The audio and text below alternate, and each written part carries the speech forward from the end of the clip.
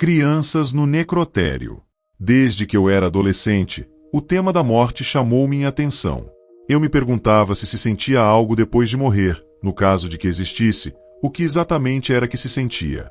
Já na juventude, materializei esse desejo de investigar sobre o tema. Mas foi quando chegou o momento de escolher a profissão que eu desejava para o meu futuro que decidi ser médico legista.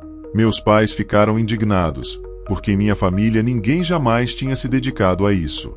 Minha mãe era uma grande advogada e meu pai professor em uma das universidades mais prestigiadas do estado. Eles não entendiam de onde vinha esse desejo incontrolável de cortar cadáveres e examinar suas vísceras. Eu também não sabia, mas o certo é que me atraía muito e estava decidido a inclinar minha vida nessa direção. Embora de forma alguma tenham aprovado minha decisão, não tiveram escolha a não ser aceitar e me apoiar para que eu pudesse cumprir meus sonhos. Nos meus primeiros anos como médico legista, trabalhei em um dos hospitais de melhor reputação da minha cidade. Atendi todo tipo de casos e cortei e estudei inúmeros corpos sem sentir nenhum tipo de escrúpulo. Para mim, processar um corpo era tão natural quanto é para um chefe cortar um filé de carne bovina. Cada um no seu ofício. Mas o que realmente me afetava emocionalmente era quando eu tinha que analisar os cadáveres de crianças. Eles não deveriam morrer. Não era natural que isso acontecesse. Eu não entendia porque a vida lhes escapava justamente quando estavam apenas começando. Era muito difícil cortar o corpo inerte de uma criança e examinar seus órgãos ainda tão frágeis. Mas era necessário que eu o fizesse para que seus familiares pudessem se despedir e chorar um pouco mais de tempo antes que a decomposição ocorresse e o impedisse. Meu nome é Maggi Del Valle, e sou médica legista há muitos anos. No entanto, mesmo após tantos anos, realizar a autópsia de uma criança continua sendo tão difícil e doloroso quanto no primeiro dia. Eu poderia contar tantas histórias que acho que não terminaria em uma semana.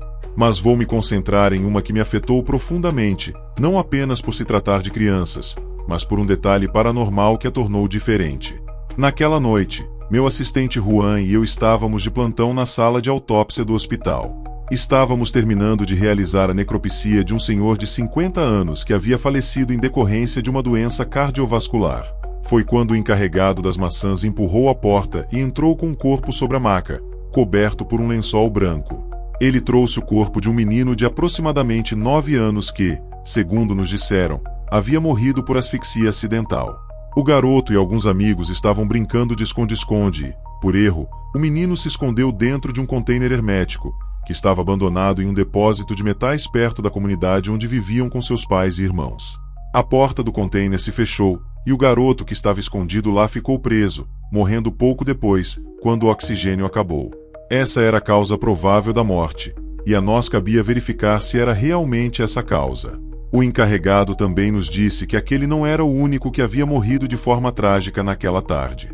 Estavam esperando que trouxessem os corpos de outros 2 amigos que tiveram a mesma ideia e se esconderam no container. Nos pediram que fizéssemos a revisão imediatamente, já que no dia seguinte os familiares viriam cedo para buscá-los. Era mais de 9 da noite. Então, quando terminamos o relatório do corpo que tínhamos na mesa, começamos a autópsia do menino. O rosto do menino mostrava uma expressão de terror.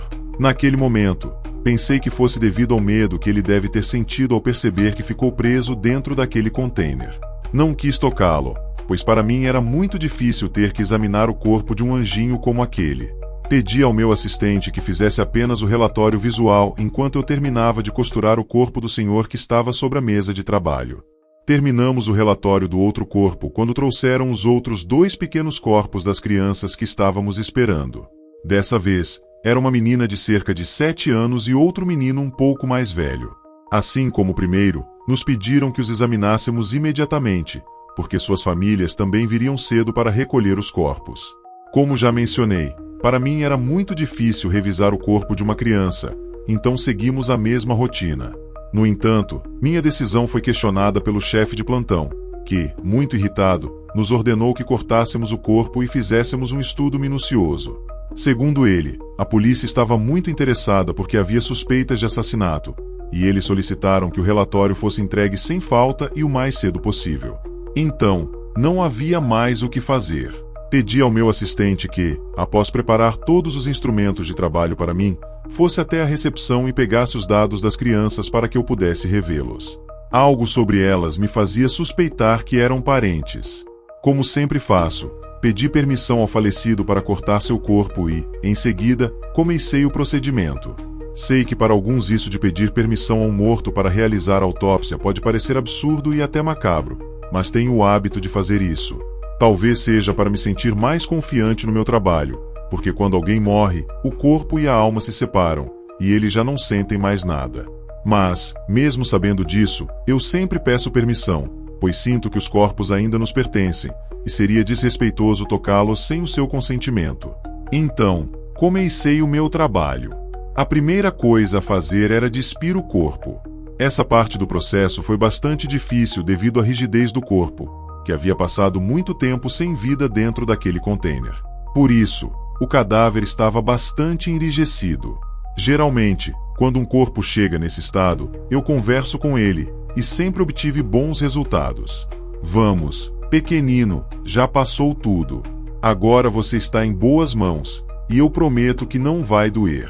Deixe-me arrumá-lo para que seus pais possam levá-lo para casa. Essas foram algumas das palavras que lhe disse, tentando fazer com que o corpo ficasse mais flexível para que eu pudesse despí-lo sem precisar cortar as roupas. Essa técnica sempre funcionou para mim, e nem mesmo os mortos mais teimosos resistem quando eu lhes dou ânimo e peço cooperação. Depois de despir o corpo, continuei examinando seus olhos. Aqueles grandes e redondos olhos eram uma prova clara de que suas últimas imagens foram aterrorizantes. Observei suas pupilas e elas estavam dilatadas, e sua boca ainda estava aberta. Primeiro, pensei que fosse devido à rigidez post-mortem, mas, depois de uma análise mais detalhada, concluí que era mais provável que ele tenha morrido na aflição de tentar encontrar um pouco de ar. Ao examinar seu crânio, percebi que ele tinha uma pancada na parte posterior, um golpe contundente que poderia ter sido a causa da morte, mas que não rompeu a pele. Por isso, não havia sangue no container onde ele foi encontrado. Como uma criança que supostamente morreu de asfixia teria uma pancada assim? Então, lembrei que a polícia suspeitava de um possível assassinato, e senti que precisava me empenhar ao máximo nesse caso. Não vou entrar em detalhes sobre tudo o que fiz naquela autópsia, pois poderia ser forte demais para alguns. Só que examinei até o último recanto de sua anatomia. Quando terminei, os resultados foram claros e indiscutíveis. Aquele pobre menino não morreu por asfixia, mas sim por uma contusão cerebral causada por um golpe. A hipótese de assassinato ganhava força. Restava ver o que encontraria nos outros 2 corpos que aguardavam, e eu faria questão de informar isso à polícia. Agora, era vez deles levarem o corpo para o necrotério mais especializado para realizar outros exames mais aprofundados. O menino havia sido golpeado na cabeça e colocado no container para simular uma asfixia. Descobri isso porque seus pulmões não apresentavam sinais relacionados à morte por falta de oxigênio, como inicialmente foi sugerido. Pouco depois, comecei o processo de examinar os outros 2 corpos, que estavam em condições semelhantes. Meu assistente colocou o primeiro corpo na maca e o cobriu com lençol, aguardando que no dia seguinte viessem buscá-lo. Em seguida, ajudou-me a colocar o corpo da menina na mesa de trabalho. O corpo apresentava características post-mortem semelhantes às do primeiro menino, exceto que não havia pancada na cabeça, mas havia marcas de hematomas no pescoço. Eu precisava despir o corpo da mesma forma que fiz com o primeiro, então também conversei com ela e imediatamente o corpo cooperou. De acordo com a minha experiência, ela poderia ter sido assassinada também, mas usando um modus operandi diferente, asfixia por estrangulamento, assim como o outro menino que analisamos depois. Terminamos com os 3 corpos por volta das 2 da manhã. Após deixar tudo preparado, decidi fazer uma pausa e fui até a recepção para verificar o livro de registros, pois a recepcionista havia se recusado a mostrá-lo quando meu assistente foi buscá-lo. Saí e atravessei o corredor para chegar à entrada do hospital. Normalmente, a essa hora, esse corredor está deserto e em completo silêncio, já que até os guardas noturnos estão cochilando em algum canto oculto, longe das câmeras de segurança. Meu assistente ficou ali, encostado em um canto, tentando descansar. Os trabalhadores do necrotério têm um quartinho pequeno, muito perto dali, para que possamos descansar quando não há trabalho a fazer. Mas meu colega se recusava a ir para lá, pois dizia que os corpos que estavam ali eram de sua responsabilidade, e ele preferia descansar entre eles. Insisti, mas ele nem quis ir comigo até a recepção, então tive que ir sozinha. A recepcionista estava dormindo sobre o balcão. Como não havia mais nada a fazer, ela aproveitou para tirar uma soneca. Toquei-a levemente e, mecanicamente, ela levantou a cabeça. Eu disse que precisava ver o livro de registros, e ela, ainda sonolenta, foi buscá-lo. Peguei o livro e me sentei em uma das cadeiras ao lado da mesa para verificá-lo. Queria confirmar se minhas suspeitas sobre as crianças eram corretas, e, de fato, como imaginei, elas eram irmãos. Agora sei o que você deve estar pensando. Se eu tinha essa suspeita, por que não pensei em fazer um teste de DNA? O problema é que, para fazer esse teste, eu precisaria de uma autorização do hospital ou de um pedido dos pais, e eu não tinha nenhum dos dois. Não é que esse detalhe fosse determinante no caso, mas eu me perguntava onde estariam os pais naquele exato momento, quando seus filhos estavam rígidos na sala do necrotério de um hospital. Depois de devolver o livro de registros à recepcionista, voltei para o corredor para retornar ao necrotério. Queria encontrar meu assistente para tomarmos um café que nos ajudasse a ficar acordados. Encontrei-o no corredor, visivelmente nervoso, quase correndo de volta do necrotério. Ele me disse que, enquanto descansava, sentiu como se alguém o estivesse chamando insistentemente. E, como não havia mais ninguém ali, ele saiu à minha procura, achando que poderia ser eu. Claro que não era eu, pois eu estava na recepção. Tentei acalmá-lo, dizendo que certamente era sua imaginação. Você não ouviu o guarda de segurança tentando pregar uma peça em você? Perguntei. Mas ele negou, dizendo que já havia verificado com cada guarda e todos estavam tão adormecidos quanto ele.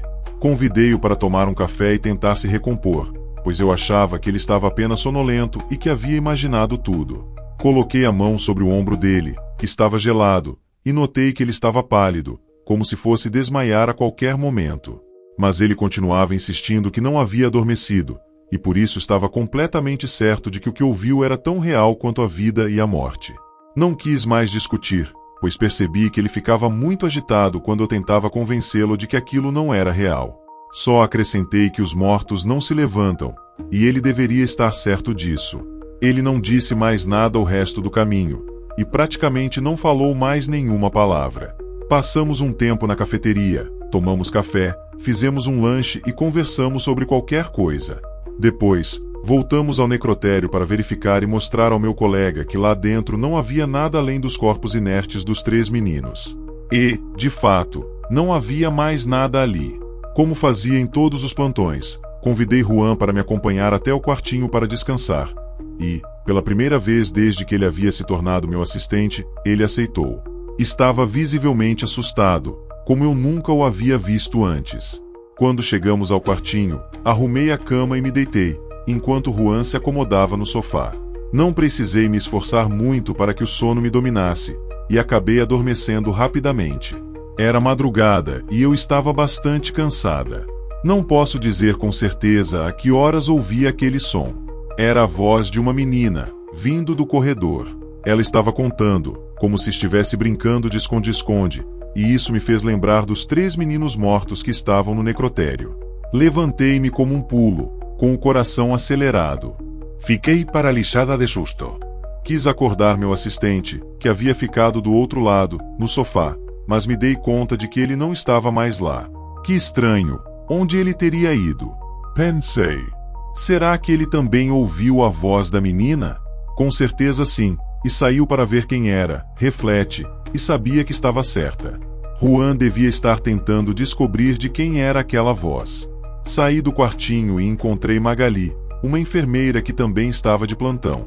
Quando ela me viu, perguntou por que eu havia trazido meus filhos para o trabalho, e se eu não sabia que era proibido que crianças entrassem na sala do necrotério. Eu não tenho filhos, enfermeira. Do que você está falando? Respondi, confusa. Ela respondeu, das crianças que estão brincando de esconde-esconde.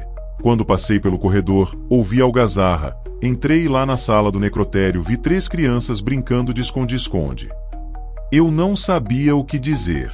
Como eu explicaria a ela que as únicas crianças que estavam no necrotério estavam costuradas e sem órgãos, porque já estavam mortas? Não queria dizer isso para não assustá-la, mas ela insistia que eu devia tirar meus filhos do hospital antes que a administração os visse e me punisse. Não tive outra escolha senão dizer: enfermeira, as únicas crianças que estão lá dentro já estão mortas. Então, não acredito que esteja cometendo qualquer violação ao tê-las ali. Expliquei isso a ela. Não sei se ela acreditou em mim, mas depois de murmurar uma oração, foi embora. Voltei para o quarto para lavar o rosto, tentando afastar o sono que ainda insistia em me dominar. Saí correndo quando ouvi um grito vindo do corredor. Queria ver o que estava acontecendo quando vi algumas sombras entrando na sala de autópsias. Não dei muita importância, já que vi meu assistente, pálido e com uma expressão de terror, parado ali. Quase o arrastei de volta para o quarto, pois ele não reagia. Parecia estar possuído e não parecia me ouvir quando eu perguntava o que estava acontecendo. Quando finalmente voltou a si, pedi que ele descansasse. Mas ele me olhou diretamente nos olhos e disse: as crianças não estão mortas. Eu acabei de vê-las brincando no corredor. Não pode ser, eu disse. Por que você está dizendo isso, Juan? Você está me assustando. Eu sei que eram elas. Eu as vi, doutor. Eram elas, tenho certeza, exclamou Juan com angústia. Calma e entenda que essas crianças já passaram por necropsia. Não é possível que estejam vivas. Você deve estar confuso. Você não é um novato, conhece bem o procedimento e sabe que é impossível que essas crianças, depois de uma necropsia, estejam vivas. Tentei tranquilizá-lo. Foi um momento muito forte e cheio de incertezas que nos deixou completamente desconcertados. Não tínhamos uma explicação científica, mas o fato era que já 2 pessoas me garantiram que viram as crianças brincando dentro da sala de autópsias. Eu não podia mais esperar. Pedi ao meu assistente que me acompanhasse para que eu pudesse ver com meus próprios olhos aquilo que ele e a enfermeira Magali haviam me contado.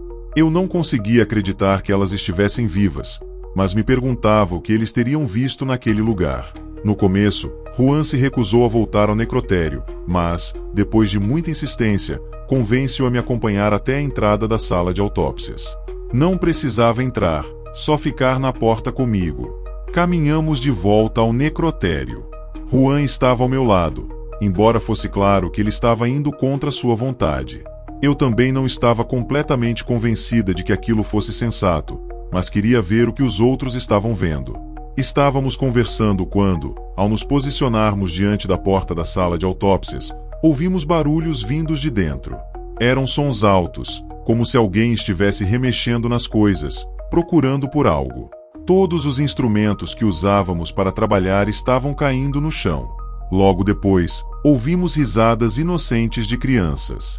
Sem dúvida, eram as crianças que havíamos examinado há pouco, já que eram as únicas no necrotério naquela noite, e nunca havíamos passado por algo parecido antes. Ouviu, Daughter? Agora acredita no que eu disse? Essas crianças estão se movendo, e, se não estão vivas, pelo menos são fantasmas e estão acabando com a sala. Exclamou meu assistente, desesperado. Eu já não sabia o que dizer diante daquilo que também estava ouvindo.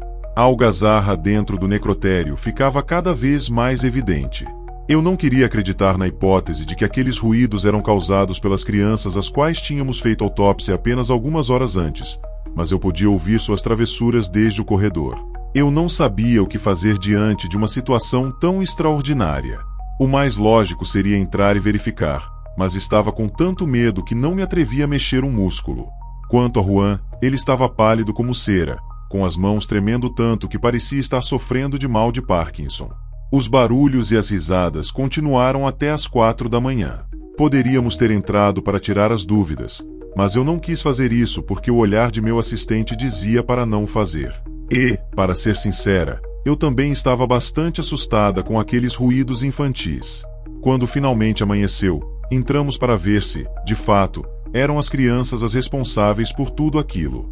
Mas os corpos continuavam exatamente onde os havíamos deixado, ainda inertes sobre as maçãs.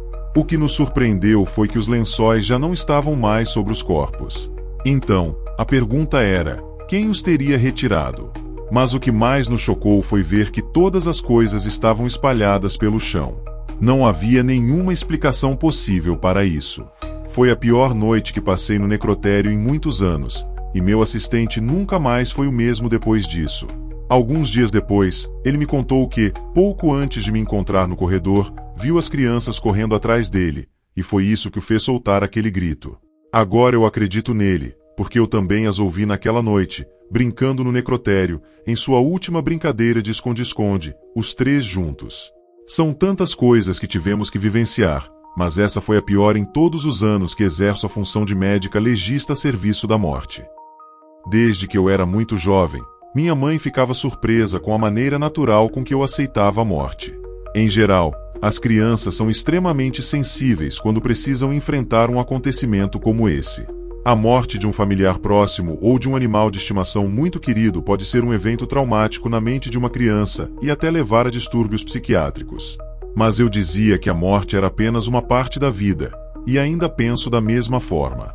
Desde jovem, sempre fui fascinado por esse tema. Tudo começou graças ao meu pai, que em vida era médico legista. Foi por esse motivo que desenvolvi esse gosto por estar próximo dos corpos em seus últimos momentos, antes de serem entregues às suas famílias. Meu nome é Ricardo Valenzuela, e sou embalsamador de corpos. Vou contar-lhes uma das histórias mais misteriosas e assustadoras que já vivi, e posso garantir sua veracidade, pois fui testemunha direta. Em todos os meus anos de serviço, presenciei muitos acontecimentos, alguns tristes e outros, como já disse, misteriosos e aterradores, sem que a ciência pudesse oferecer uma explicação coerente. Mas cada um desses episódios tinha suas próprias nuances, sempre com um toque paranormal. Como mencionei anteriormente, meu pai se dedicava a realizar autópsias, e foi daí que veio meu gosto por estar dentro de um necrotério. Sim, eu sei o que vocês devem estar pensando. Talvez vocês até tenham um pouco de razão. Reconheço que, para trabalhar em um necrotério, é preciso ser um pouco louco, ou, no mínimo, não ter nenhum escrúpulo. Ao analisar desse ponto de vista, acho que tenho um pouco de ambos. Foi então que tomei a decisão mais importante e radical da minha vida. Me dedicaria a servir aqueles que já haviam iniciado sua jornada sem fim, para que esse caminho rumo à eternidade fosse o mais tranquilo possível. No entanto, depois de estudar para ser médico legista como meu pai, decidi me especializar em embalsamamento. Essa técnica, por si só, requer certas habilidades, amor pelo trabalho e, acima de tudo, o respeito que devemos ter pelo corpo. Sempre fui apaixonado por tudo que envolvia a morte e pelos mistérios que a cercam.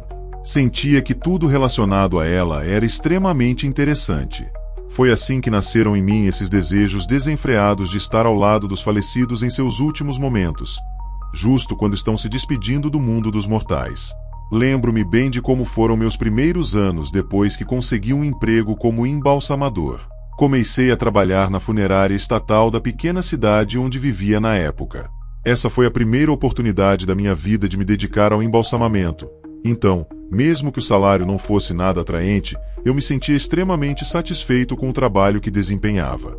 Recordo-me que, naquela ocasião, eu estava trabalhando como de costume, e tinha bastante trabalho, pois havia vários corpos para embalsamar naquele dia. Um deles era de uma jovem muito bonita, de pouco mais de 15 anos, vítima de um acidente de trânsito enquanto voltava da escola. Seus pais queriam preservá-la exatamente como ela era, sem que seu corpo começasse a se decompor. Ao final do procedimento, a verdade é que a garota parecia apenas estar dormindo. Mais tarde naquele dia, chegou outro corpo.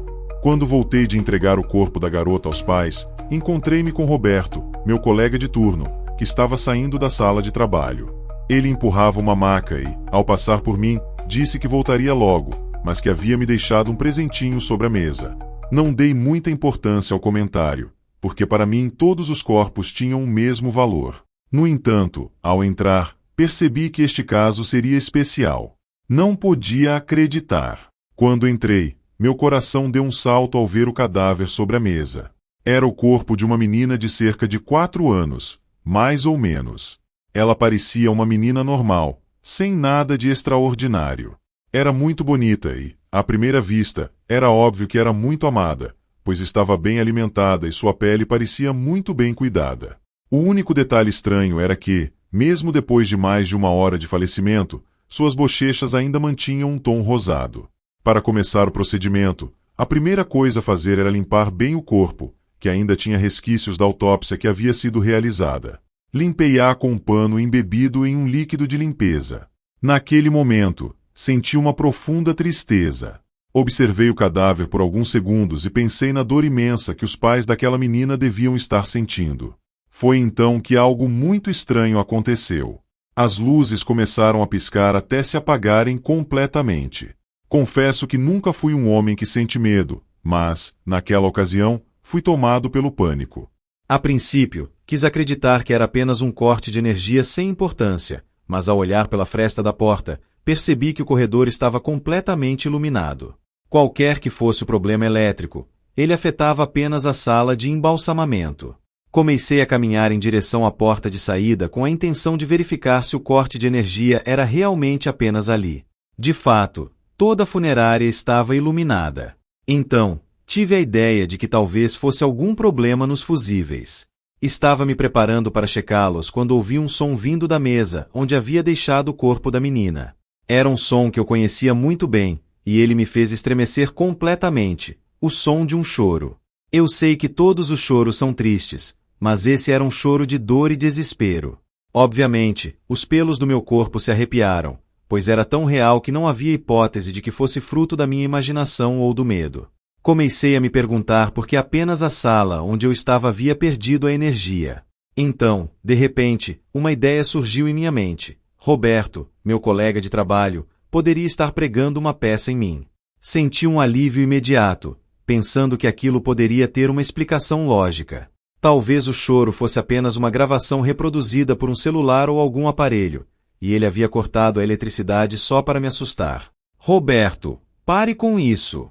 Você não vai me assustar! Gritei. Não perca seu tempo e entre logo, porque eu não acredito em fantasmas.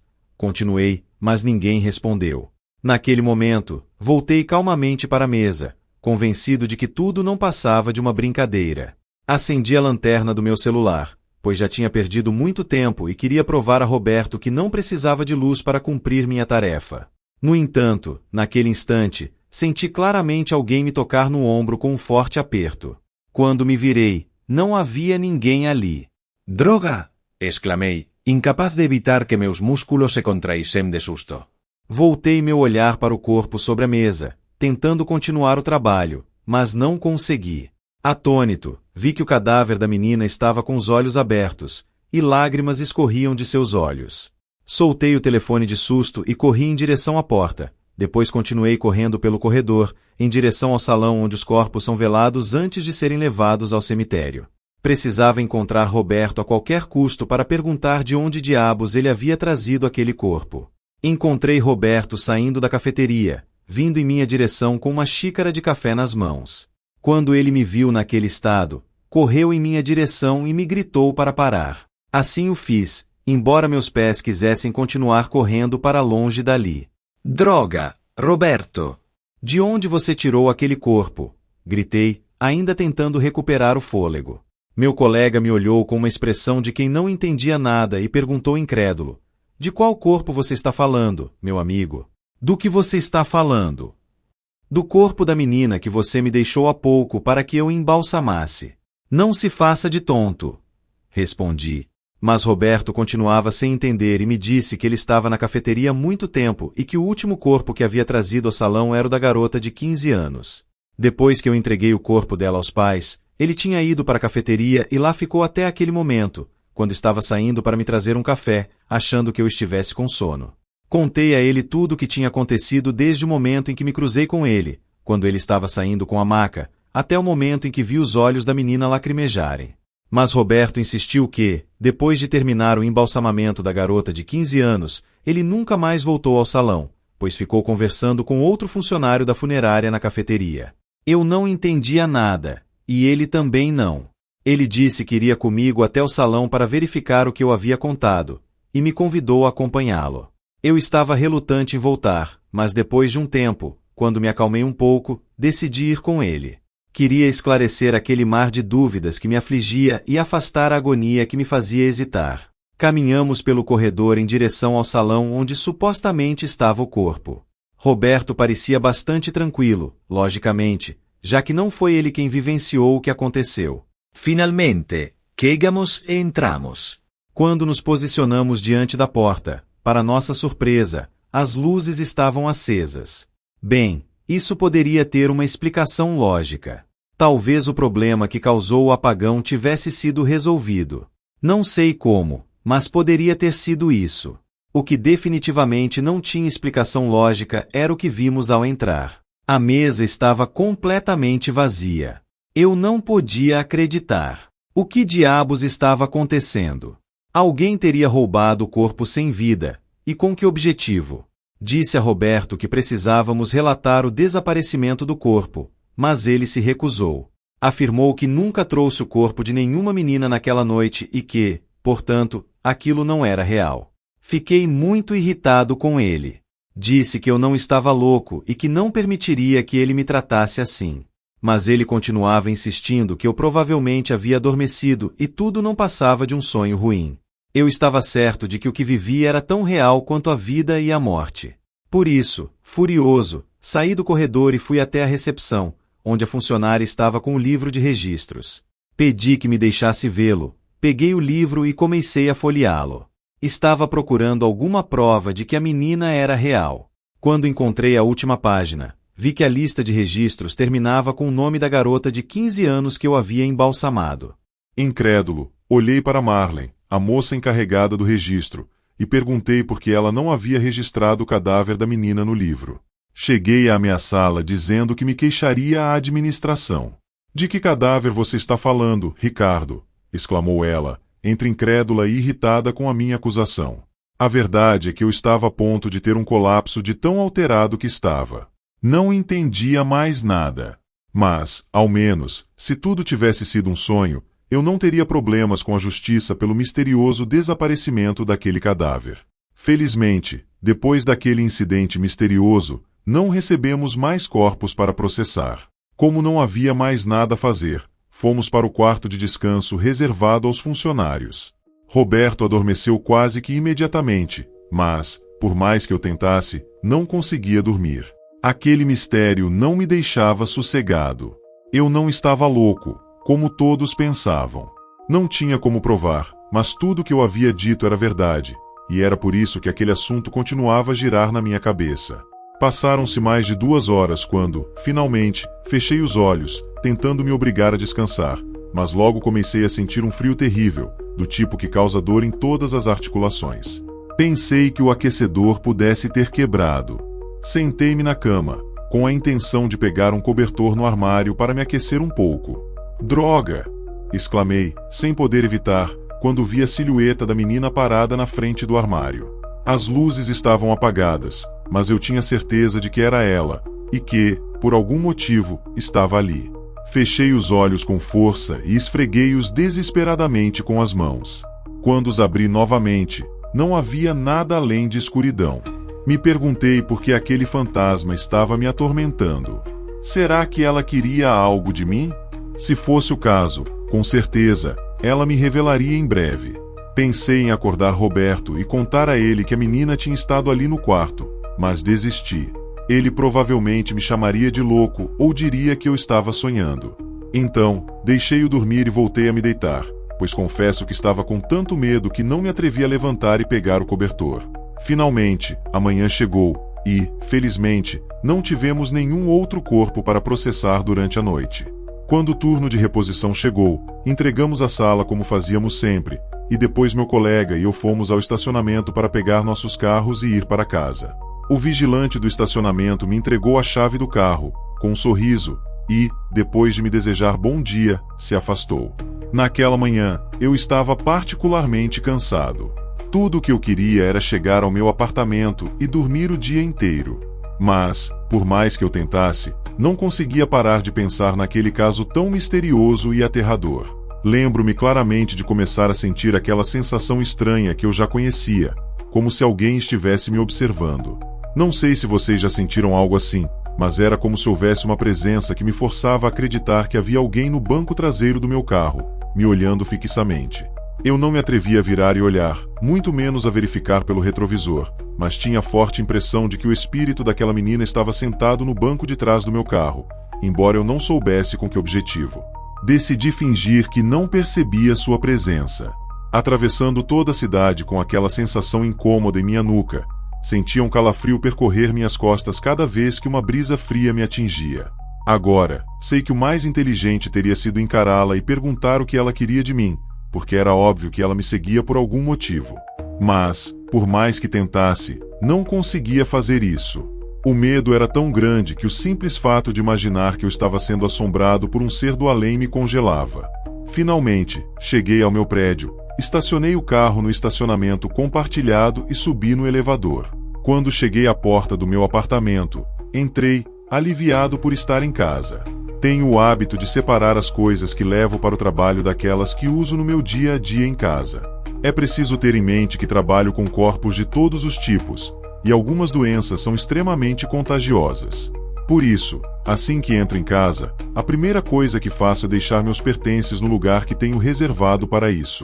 Depois, vou direto ao banheiro para tomar banho e remover qualquer vírus ou bactéria que possa ter grudado no meu corpo e que pudesse me contagiar com alguma doença. Depois disso, sigo a mesma rotina. Tomo café da manhã e vou dormir para recuperar as energias. Quando tomo banho depois de trabalhar com cadáveres, uso sempre a água mais quente que meu corpo consegue suportar. Isso é uma precaução, embora a ciência diga que água muito quente não faz bem para a saúde, pois pode coagular o sangue e danificar os ossos. Mesmo sabendo disso, esse hábito se tornou parte da minha rotina, e não consigo nem quero abandoná-lo. Assim que desliguei o chuveiro e me preparei para sair do banho, algo muito estranho aconteceu. Alguém me entregou a toalha. Fiquei paralisado, segurando a toalha nas mãos, sem saber o que fazer. Instintivamente, espreitei por trás da cortina do chuveiro, mas não havia ninguém ali. Como isso era possível? Não sabia, mas tinha uma ideia de quem poderia ter me feito esse favor. Lá no fundo, eu sabia quem tinha feito isso. Se eu não tomasse uma atitude, jamais me livraria do fantasma daquela menina. Respirei fundo e disse em voz alta: "Diga-me, pequena, o que você quer de mim?" Ela não disse nada, apenas me olhou com aqueles lindos olhos azuis. Depois, caminhou em minha direção, estendeu sua mãozinha e me entregou uma chave e um pedaço de papel. Logo em seguida, desapareceu completamente. A chave era de uma casa. Eu sabia pelo formato e pelo tamanho. Quando desenrolei o pedaço de papel, vi que nele estava escrito um endereço. Por algum motivo, aquela menina me havia escolhido para ir até aquele lugar, e, se eu não fizesse, ela nunca me deixaria em paz. Então, percebi que não tinha outra escolha. Tinha que fazer o que ela queria, e quanto mais rápido eu fizesse, mais rápido ela me deixaria em paz. Suspirei, disse adeus aos meus planos de dormir o dia inteiro, preparei um café da manhã reforçado e saí para cumprir a missão que ela havia me dado. Escrevi o endereço no GPS do meu celular para que ele me guiasse, pois eu não fazia ideia de onde ficava aquele lugar. Depois de atravessar metade da cidade, cheguei ao local indicado pelo GPS e estacionei bem em frente a uma casa luxuosa. Saí do carro e percebi que tudo ali estava em total silêncio. Toquei a campainha várias vezes, mas ninguém atendeu. Sabia que invadir uma propriedade privada era um crime, e que poderia me custar caro, mas continuava ouvindo a voz da menina, pedindo para que eu entrasse. Então, com muito cuidado, pulei a cerca, rezando para que ninguém me visse e chamasse a polícia. Se isso acontecesse, eu estaria perdido, porque não teria como explicar que estava ali porque o espírito de uma criança me incitava a fazê-lo. Caminhei em direção à entrada da casa, e, de repente, 3 cães muito furiosos vieram em minha direção. Comecei a recuar, pois, embora os cães estivessem bastante magros, eles pareciam muito irritados com minha presença. Pensei que não escaparia deles, mas, quando estavam a poucos metros de mim, eles pararam, começaram a abanar o rabo e passaram direto, ignorando completamente a minha presença. Continuei até a entrada, tirei a chave do bolso da minha calça e abri a imponente porta de cedro polido. Quando entrei, um forte cheiro desagradável tomou conta do ambiente, e eu conhecia aquele cheiro muito bem. Era o cheiro de cadáveres em decomposição, e fazia dias que estavam ali. Continuei caminhando pela casa e, na sala, encontrei 2 corpos. Pelas roupas que usavam, parecia que eram empregados da casa. Saí para o pátio em busca de ar fresco para encher meus pulmões, e lá encontrei mais 2 corpos flutuando na piscina. Era uma cena de crime em massa. E, em algum lugar daquela luxuosa mansão, estava o corpo daquela menina. Mas, sem dúvidas, ela havia cumprido seu objetivo. Alguém havia descoberto os corpos para que, finalmente, pudessem ser sepultados, e a pessoa escolhida fui eu. Imagino que ela tenha me escolhido por causa da maneira respeitosa como trato os corpos com os quais trabalho.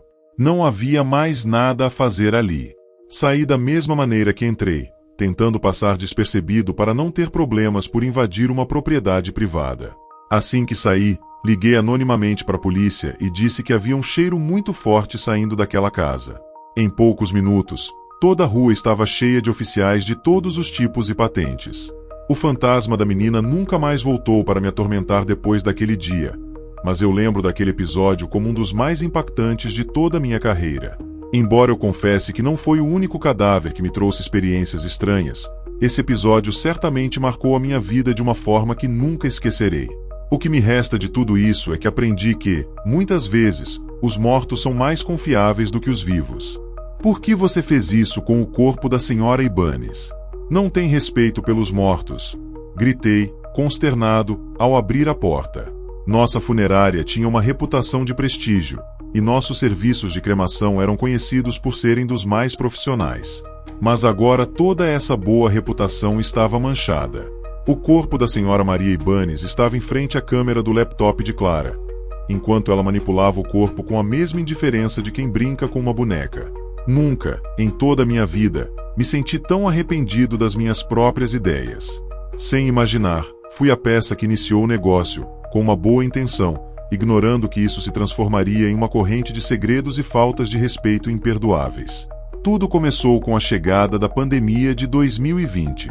Ela devastou a humanidade com um flagelo de mortes e doenças. Para quem trabalhava diariamente oferecendo serviços funerários, foi um desafio colossal. Recebemos uma série de ordens específicas para manter a segurança dos sistemas de saúde. O ano de 2020 me fez perceber que, apesar de estar acostumado a lidar com a morte, eu não estava preparado para enfrentar esse cenário em quantidades tão massivas. Os hospitais, necrotérios e crematórios se enchiam até sua capacidade máxima. Era como lutar em uma guerra cruel, onde nosso inimigo permanecia invisível. Uma das ordens principais para lidar com os falecidos pela doença era de não permitir que os entes queridos entrassem em contato com os corpos, nem mesmo para uma despedida final. Assim que recebíamos um morto, iniciava-se o processo de cremação ou os caixões eram lacrados para que fossem sepultados o mais rápido possível. Essa época despertou em mim uma sensibilidade exagerada em relação às famílias que recebíamos. Ver tantas dezenas de mortos e tantos rostos cheios de lágrimas às vezes me causava um nó na garganta, porque ter que estar na linha de frente e explicar aos familiares destroçados que eles não podiam se aproximar de seus entes queridos era uma tarefa extremamente desgastante. Era como assumir o papel de vilão, ganhando o ódio das famílias, apenas para manter meu trabalho e impedir que as condições sanitárias saíssem ainda mais de controle. Como era de se esperar, surgiram grupos de pessoas criando teorias da conspiração, muitas delas completamente distantes da realidade. Lembro-me da tarde em que esse caminho tortuoso começou. Um amigo dos tempos de escola chegou ao crematório depois da morte recente de seu pai, vítima do vírus.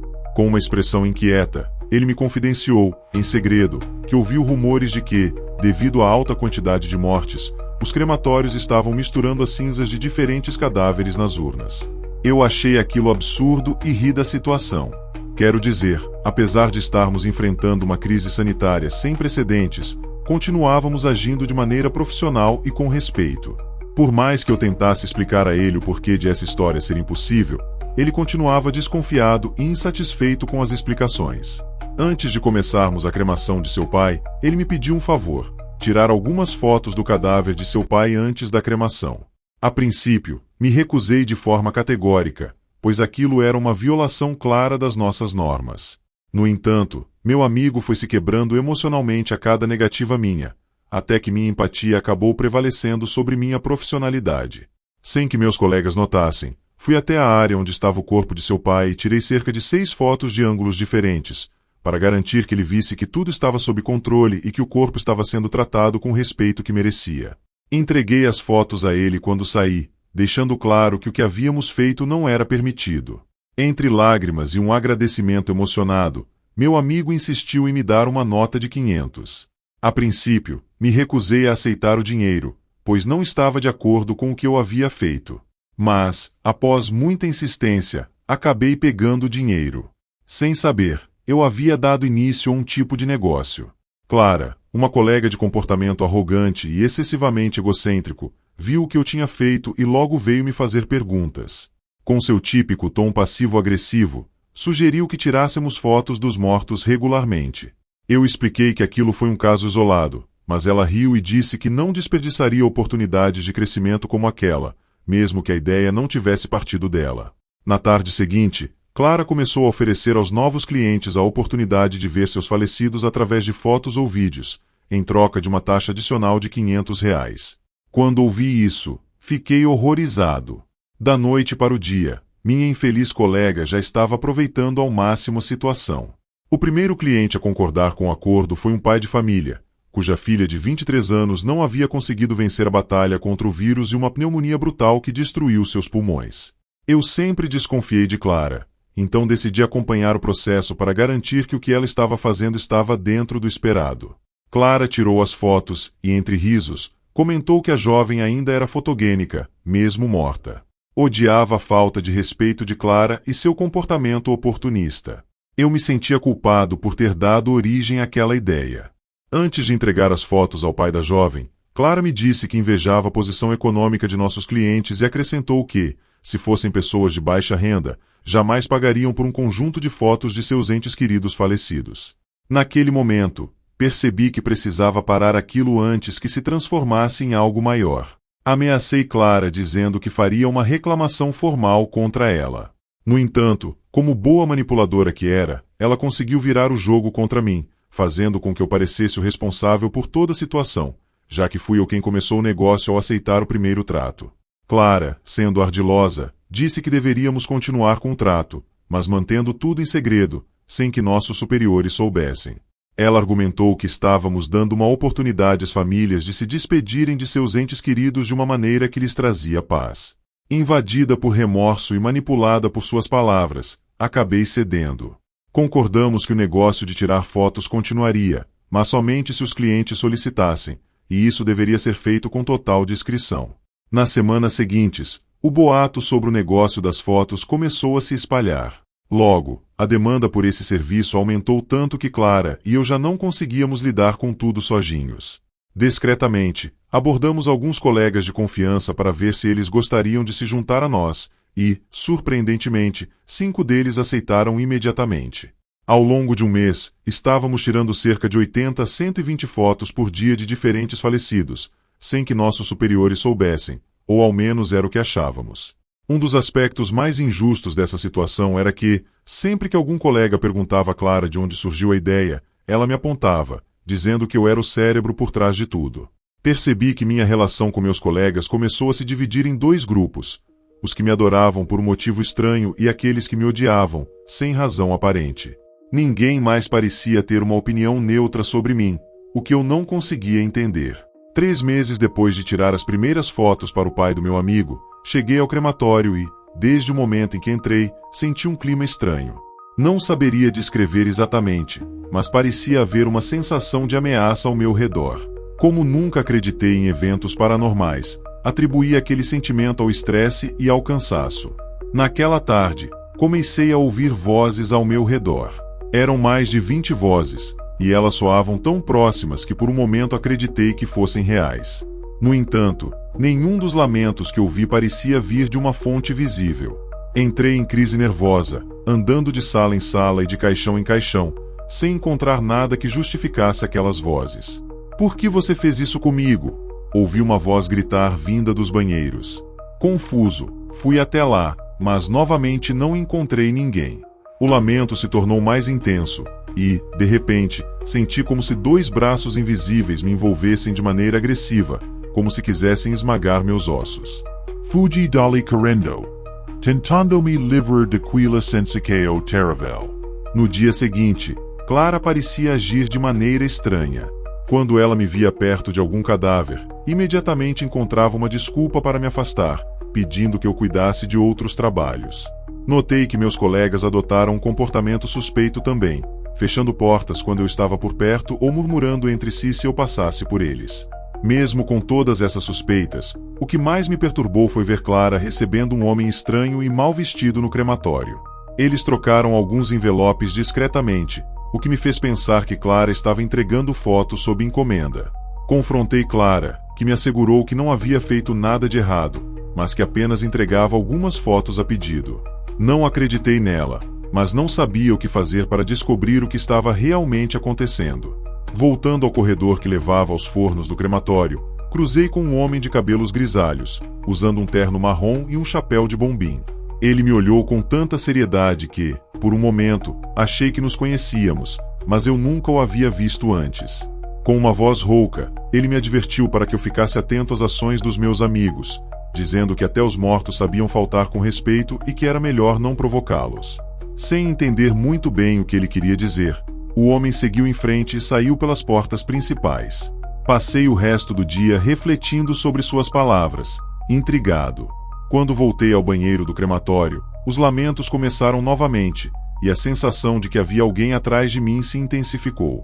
Me virei, mas não havia nada. Sentia-me sendo agarrado pelos ombros com força, e, ao olhar no espelho, não vi nenhuma sombra ou indício de uma presença física.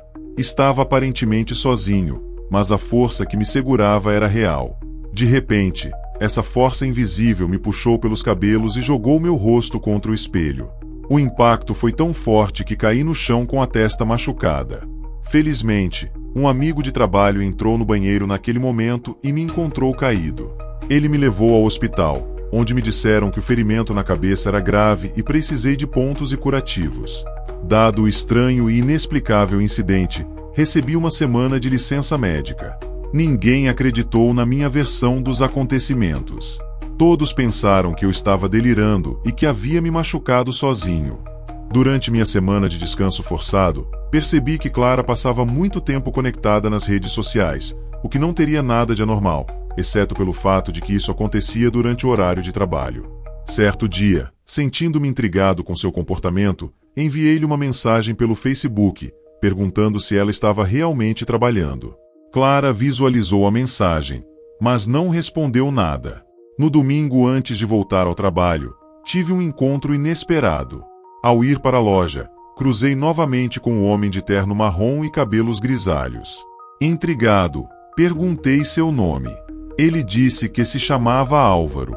Antes que eu pudesse seguir meu caminho, ele me fez as mesmas advertências de antes, dizendo que os mortos conheciam muitas formas de vingar-se e que eu devia manter um olho em Clara.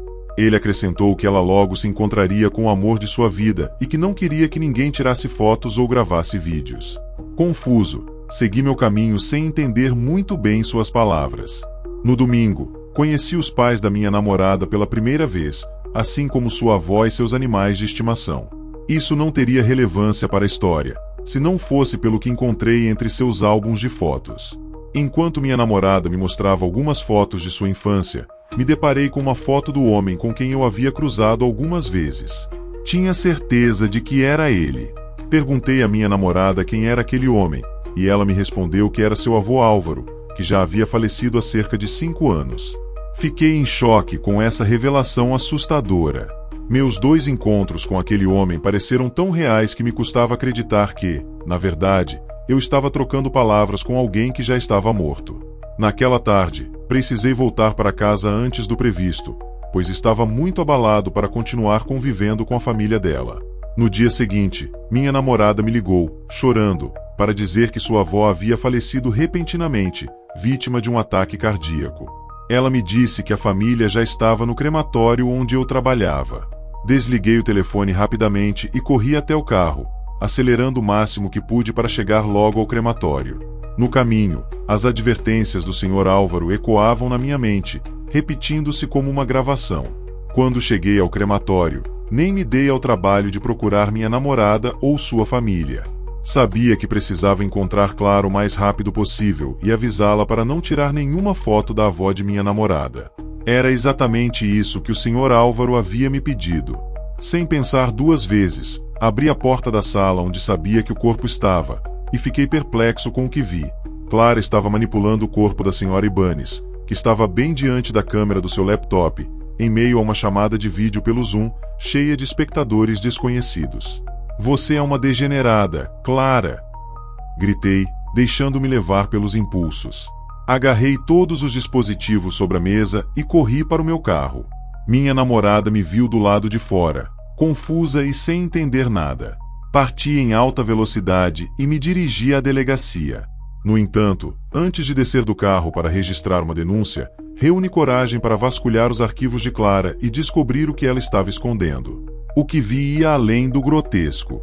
Era o ápice da falta de respeito e da degeneração, especialmente considerando que todo aquele conteúdo havia sido criado sem consentimento algum, usando os corpos dos mortos como principal atração. Mentes perturbadas nunca conhecem limites, e foi isso que descobri naquele dia. Nos dispositivos que levei de Clara, encontrei grupos de Facebook e WhatsApp, onde dezenas de pessoas doentes pagavam a Clara por esse tipo de conteúdo. Estava diante do ato mais abominável que já presenciei em toda a minha vida.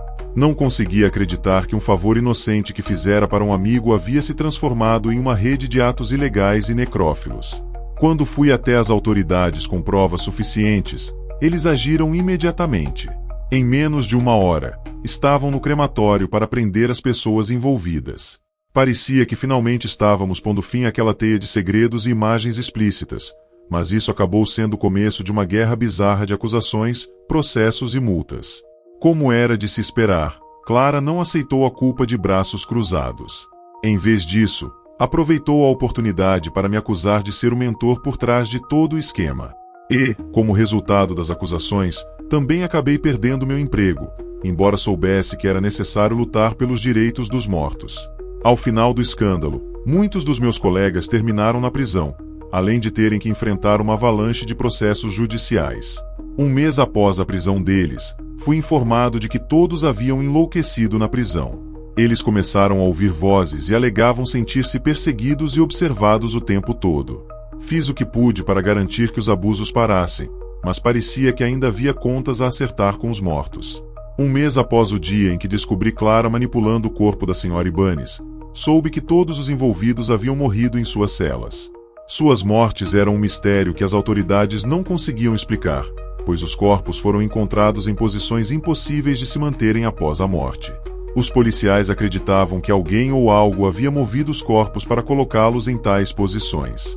Enquanto alguns foram encontrados sentados com os braços quebrados, Clara foi encontrada de joelhos. O Sr. Álvaro estava certo. Os mortos eram mais perigosos quando buscavam vingança. O que aprendi com tudo isso é que, em muitas situações, os mortos são mais confiáveis do que os vivos. Queremos agradecer imensamente por você ter assistido a este vídeo até o final. O seu apoio e participação são fundamentais para que possamos continuar trazendo conteúdos de qualidade e histórias que despertem curiosidade, emoção e reflexões. Cada visualização, comentário e like são combustível essencial que nos motiva a seguir em frente, criando e compartilhando novas experiências com todos vocês. Se você gostou do que viu, não se esqueça de deixar o seu like. Isso nos ajuda a entender que estamos no caminho certo. Além disso, sua opinião é muito importante para nós. Então não hesite em deixar um comentário com suas sugestões, dúvidas ou apenas para compartilhar o que achou deste vídeo. Adoramos saber o que vocês pensam e como podemos melhorar para trazer um conteúdo cada vez mais relevante. E lembre-se, o nosso canal está cheio de outros vídeos tão interessantes quanto este, prontos para serem explorados. Se você ainda não conferiu, recomendamos que dê uma olhada nos vídeos anteriores, pois temos certeza de que você vai encontrar algo que vai despertar sua curiosidade. Desde histórias emocionantes até conteúdos informativos e intrigantes, temos de tudo um pouco, sempre pensando em vocês, nossos espectadores. Além disso, ativar o sininho de notificações é uma maneira de garantir que você não perca nenhuma novidade do canal. Assim, você será avisado sempre que um novo vídeo for postado, mantendo-se atualizado e conectado com tudo o que estamos preparando.